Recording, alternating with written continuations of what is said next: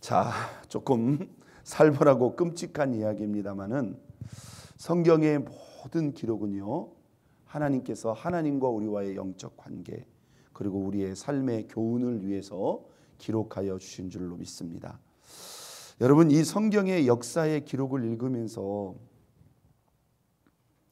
참 이 이스라엘 백성들이 왜 이 사울과 다윗의 그 사건과 그 일들을 보면서도 왜 깨닫지를 못할까, 그런 안타까움과 답답한 마음을 우리가 느끼게 됩니다. 여러분, 우리가 세상에 돌아가는 그런 이치와 방식으로 생각한다면 다윗이 살 수 있을까요? 살 수 없죠. 죽어도 수십 번은 죽었을 것입니다. 그런데 아무리 사울이요, 그게 한두 해가 아니란 말이에요. 무려 10여 년이란 말이죠. 3,000명의 정예 군사를 데리고 다윗 혼자만 쫓는 게 아니에요. 다윗과 그의 사람들 600여 명, 그리고 거기에 딸린 식구들까지 하면 이게 안 잡힌 게 여러분 신기할 정도가 아니라 거의 기적에 가까운 거 아닙니까? 사울과 그의 군사들만이 아니에요. 인심이 얼마나 사나운지요. 사울이 대단히 악하고 잘못됐다는 걸 알면서도, 그리고 이 다윗 왕이 하나님 앞에 얼마나 신실하고 아름답고 귀한 것인 것을 알면서도 그 권력의 칼 앞에 이스라엘 백성들이 눈이 뒤집어져 가지고요, 다윗과 그의 사람들을 보기만 하면 막 바로바로 고발을 하는 겁니다. 그러니 그 10년의 세월 동안 다윗과 그의 사람들은 얼마나 괴로웠겠어요. 자, 괴로운 현실은 현실이지만 하나님이 다윗과 그의 사람들을 어떻게 했다? 완벽하게 지키시고 보호한다는 것을 왜 이스라엘 백성들은 깨닫지를 못하느냐, 이 말이죠. 여러분, 그 자체가 뭐예요? 하나님이 살아계시고 하나님은 누구의 편에? 의인의 편에, 다윗의 편에 서 있다는 것을 하나님이 이스라엘 민족 앞에 낱낱하게 보여주시는 겁니다. 사울이 다윗을 잡은 게 아니라 누가 누구를 잡았어요? 다윗이 사울을 눈앞에서 죽일 수 있는 상황을 하나님은, 이게 무슨 영화와 같은 장면 아니겠습니까? 그걸 2번이나 만들어 줬다, 이 말이에요. 그런데도 끝까지 깨닫지 못하고 돌이키지 못했던 사울은 결국 그 세 아들과 함께 블레셋과의 전쟁에서 어떻게 죽습니까? 비참하게 죽습니다. 얼마나 더, 여러분, 그러면 그 사울의 죽음과 그 아들들의 죽음을 보면서도 이스라엘 백성들이 깨달아야 되잖아요. 깨닫지 못합니다. 특히 가장 측근에 서 있었던 누구죠? 이 아브넬이라고 하는 사람. 여러분, 이 아브넬이 바로 누구냐? 사울의 군대 장관이었습니다. 그러니까 그 10년 동안 사울과 함께 다윗을 달마다 쫓으러 갔던 그 선봉에 누가 서 있었어요? 아브넬이 서 있었어요. 글쎄요, 일반 평민인 이스라엘 백성들은 뭐 조금 멀리서 들으니까 모를 수 있겠지만 아마 아브넬도 속으로 그렇게 생각하지 않겠습니까? 아니, 어떻게 안 잡혀도 이렇게 안 잡힐 수가 있느냐. 왜? 현장에 있었으니까. 그런데 뭐예요? 거꾸로 사울이 다윗에게 붙잡혔다, 이 말이에요. 여러분, 사울이 다윗에게 붙잡힐 때 죽을 수밖에 없는 상황을, 처음 상황은 어떤 상황이었죠? 다윗과 그의 사람들이 굴 깊숙한 곳에 숨었을 때 해필 그 수많은 굴 중에 다윗과 그의 사람들이 숨어있는 그 굴로 뭘 보러 갔어요? 뒤를 보러 들어갔다, 이 말이에요. 근데 두 번째 경우는 어떤 경우예요? 사울과 그의 사람들이요, 다윗을 쫓아 지쳐가지고 다 누워서 골아 떨어져 있을 때 다윗이 장수 한 명을 데리고 몰래 사울과 그 진영에 들어가서 사울의 창과 사울의 물병만을 딱 들고 나옵니다. 그런데 그 사울 옆에 자고 있는 사람이 누구였어요? 아브넬이었어요. 다윗이 두 번째는 사울을 부른 게 아니라 누구를 불러 말합니까? 아브넬아, 이렇게 부릅니다. 그걸 확인시켜 주면서, 네가 군대 장관으로서 여호와의 기름 부으신 자가 지금 죽은 앞에 직면해 있는데 너 지금 뭐 하고 있느냐? 하면서 다윗이 뭐예요? 아브넬을 대놓고 호통을 쳤다 이 말이에요. 여러분 이 자체가 뭐예요? 아브넬은 그의 삶을 통해서 하나님이 얼마나 뚜렷하게 살아계시고 하나님이 얼마나 뚜렷하게 누구를? 다윗을 사울의 손으로부터 완벽하게 지키시고 이 영적으로 잘못되고 끝까지 돌이키지 못한 이 사울왕이 그 마지막이 얼마나 비참한 만류였다는 것을 아브넬은 깨닫는단 말이에요. 자, 사울왕이 죽었어요. 여러분 이스라엘의 민심이 어디로 기울었을까요? 당연히 다윗 왕으로 기울었습니다. 다윗이 블레셋 땅에서 돌아오자마자 유다 족속이 다윗을 왕으로 삼아버립니다. 그런데 남은 11개 지파는 다윗을 왕으로 삼고 싶었지만 삼지를 못했어요. 여러분 누구 때문인 줄 아세요? 바로 이 아브넬의 권력의 탐욕 때문입니다. 그러니까 이렇게 어리석고 미련한 사람이란 말이에요. 다윗과 함께 10년 동안 사울과 함께 10년 동안 다윗의 뒤를 쫓았고 한 번도 잡지 못했고 오히려 2번이나 죽을 뻔한 위기가 있었고 다윗과 그의 사울과 그의 아들들의 비참한 최후를 누구보다 정확히 알고 있는 이 아브넬이 있잖아요. 이제 사울이 죽으면 실제적인 권력이 누구에게 있다? 자기에게 있다는 것을 딱 알고 사울왕이 죽자마자 어떻게 합니까? 사울의 남은 마지막 아들 이스보셋을 사실상 뭐예요? 명분산 왕으로 딱 세워놓고는 남은 11개 지파의 실권을 잡고는 이 왕을 뒤흔들면서 그 권력의 욕심을 채우고 있는 거예요. 그러니까 여러분 잘 보세요. 사실 이 아브넬도 악한 사람이고 사울의 남은 아들 누구? 이스보셋도 마찬가지입니다.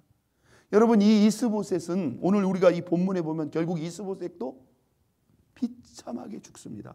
자기 측근에 의해서 낮잠을 자다가 사실상 테러로 죽게 되는 거죠. 이 이스보셋 또한 마찬가지예요. 물론 아브넬이 요청했다고 하더라도 이것을 받아서는 안 되는 거죠. 왜? 이미 살아생전에 사울왕이 여러분 만약에 이렇게 한번 생각해 봅시다. 이스보셋이 죽지 않고 천만다행으로 요나단이 살았다고 한번 생각해 봅시다.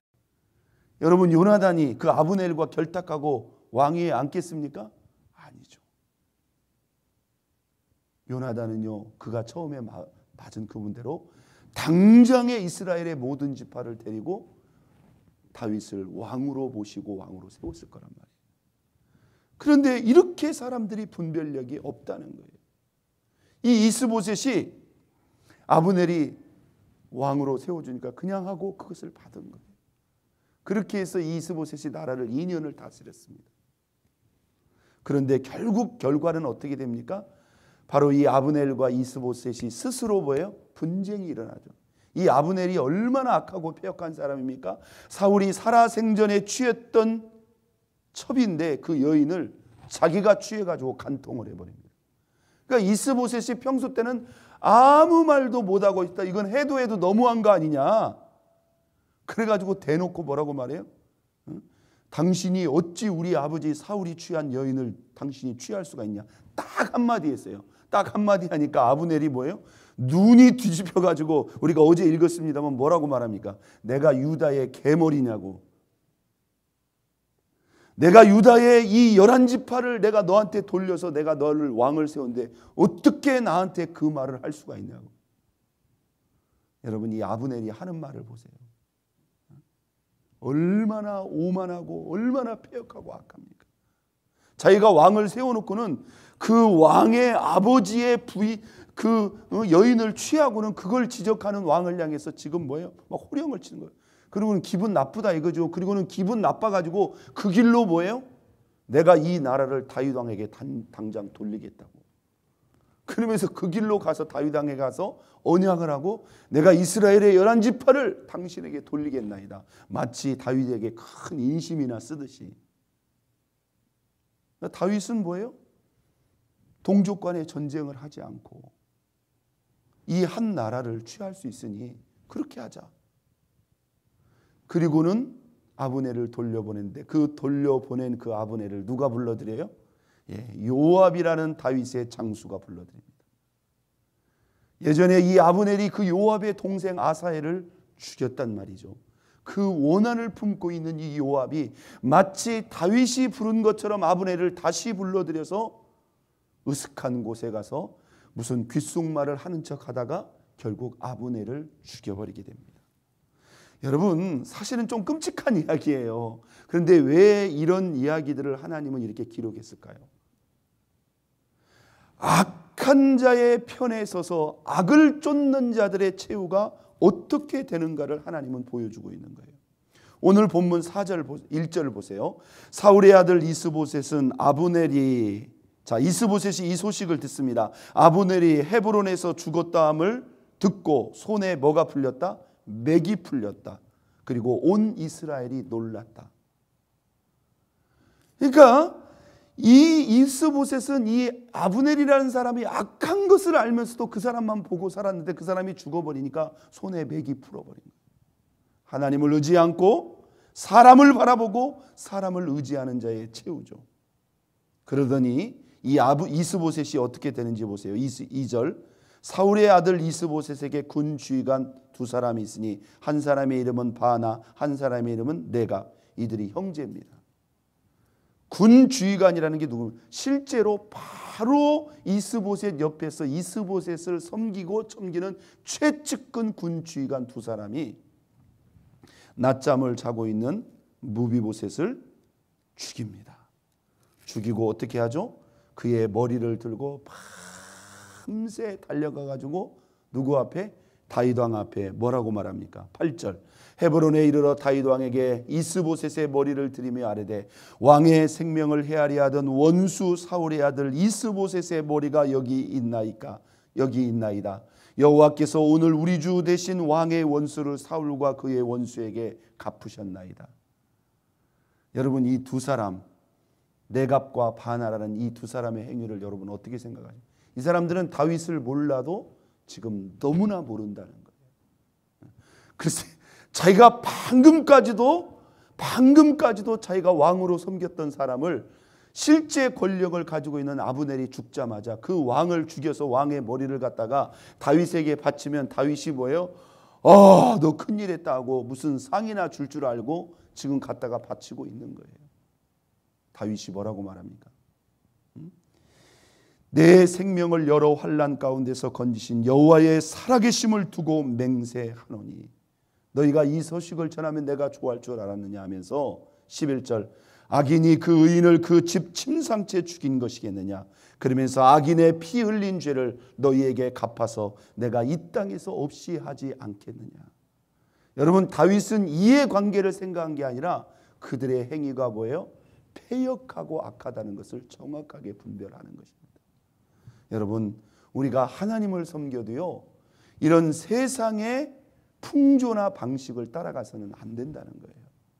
하나님이 살아계시고 하나님이 모든 것들을 공의롭게 판단한다는 것을 우리가 분별하고, 오늘 우리가 하나님이 다윗을 세우시는 이 과정, 그리고 사울과 그 측근들의 죽음의 이 사건을 통해서 공의의 하나님이 얼마나 뚜렷하게 살아계신가를 우리가 다시 한번 분별하고, 어떤 상황 가운데서도 우리가 하나님의 뜻, 하나님의 나라가 어디에 있는가를 우리가 분별하고 그 뜻을 따라 하나님의 나라의 편에 서고 하나님의 뜻과 그 나라를 믿고 따라가는 저와 여러분 모두가 될 수 있기를 예수 그리스도의 이름으로 축원드립니다.